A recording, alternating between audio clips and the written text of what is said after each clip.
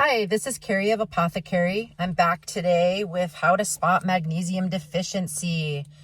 Okay, so the 100 factors that can promote magnesium deficiency, and I just want to clear something up. When I say something like alcohol, that's something that can be depleting your magnesium. And when I say something like a migraine, that is something that can be caused by low magnesium. So just to clear that up, and this list comes from a book called The Magnesium Miracle by Carolyn Dean, and it was one of the first tools that I used for research, and it was very eye-opening for me. And feel free to check the book out and read through it. And I'm not sponsored by her in any way. She talks about how the soil is deficient, thus we really all are deficient. And I'm not some corporation trying to push a product on you. I'm just a girl who happened to start making a topical magnesium for myself for aches and pains because I didn't have a bathtub and could no longer use Epsom salt. And really, it just ended up being such a game changer. And I just feel so grateful and blessed that I created it and use it for myself, and it made such a difference with my energy levels. That was one of the biggest things I noticed for myself. And I will be having a video about every single one of these factors. They're not going to be long, but I'm going to explain to you how, something like why does eating sugar deplete your magnesium, and just explain that to you in layman's terms. And like I said, this list is so extensive that most people can probably check off more than one of these as something that they either are experiencing or do. So let's get right into the list. Number 1, alcohol intake, more than 7 drinks per week.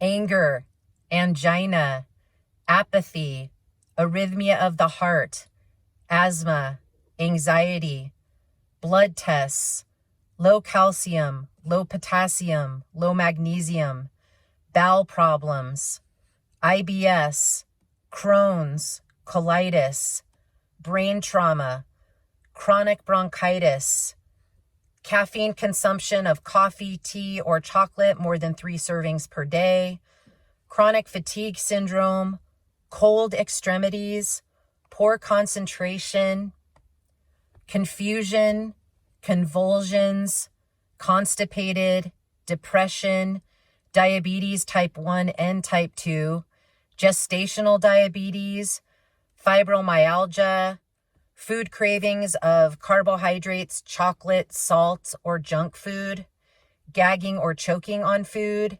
headaches, heart disease, rapid heart rate, high blood pressure, homocystinuria, hyperactivity, hyperventilation, infertility, insomnia, irritability, kidney stones, taking medications such as digitalis, diuretics, antibiotics or steroids, oral contraceptives, indomethacin, cisplatin, amphotericin B, cholestyramine, synthetic estrogens, memory impairment, menstrual pain and cramps, migraines, mitral valve prolapse, muscle cramps or spasms, muscle twitching or tics, muscle weakness, numbness of hands or feet, osteoporosis,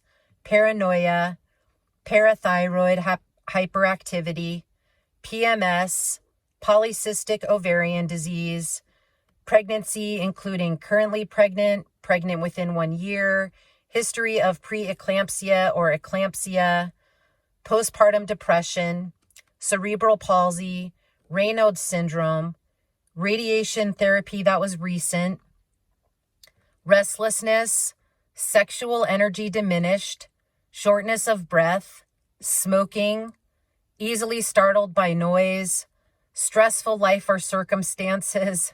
I think most people can relate to that. Stroke, sugar high intake daily, syndrome X, thyroid hyperactivity, tingling of hands or feet, transplant of the kidney or liver, tremor of the hands, water that contains fluoride, chlorine, and calcium, and lastly is wheezing. So as you can see, that's a pretty extensive list. And like I said, I'll be making a video of each one of those to explain what exactly is going on and why it is depleting your magnesium. And just hearing that list, it should make you understand why magnesium is such an important macro mineral. And I'll also, in the future videos, be talking about some of the really great feedback I got from people who bought my magnesium butter this past summer and the great experiences that they had with it.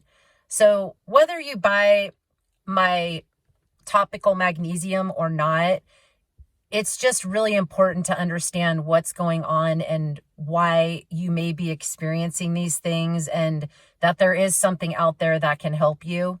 And, you know, as I stated in previous videos, oral magnesium, just with all the studies I read in PubMed and NIH, it just is not that efficient.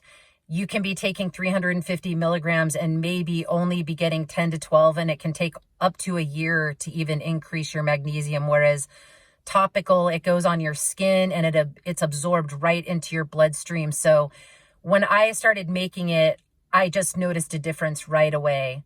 So anyway, I hope you enjoyed this video. Have a wonderful day.